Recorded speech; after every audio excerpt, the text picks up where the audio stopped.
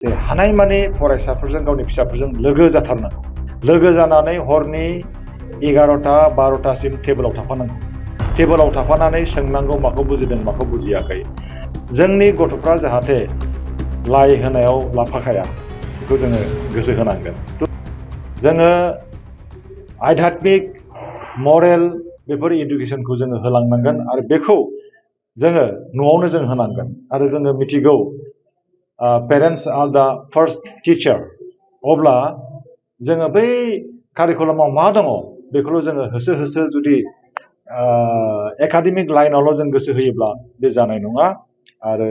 जुदि जोंनि भारतनि बा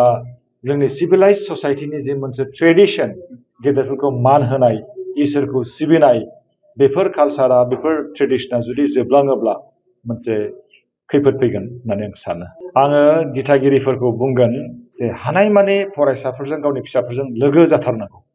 लोगो जानानै हरनि 11टा 12टासिम टेबोलाव थाफानानै सोंनांगौ माखौ बुजिदों माखौ बुजियाखै दा जोङो रावखौबो बुंनो हाया मबाइल दाला होननानै मबाइला गोनांथिबो जानानै फैदों मबाइलनि गेजेरजोंनो खायफा APSC एग्जाम पास जानायबो दङ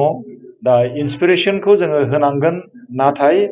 जोङो सांग्रां जानांगोन जोंनि गथ'फ्रा जाहाथे लाइ होनायाव लाफाखाया बेखौ जोङो गोसो होनांगोन टु माच फेमिलियारिटी ब्रिड्स कन्टेम्प्ट बे मोनसे दङ आरो स्पुन फिडिं बेफोरखौ खालामनो नाङा थेंक इउ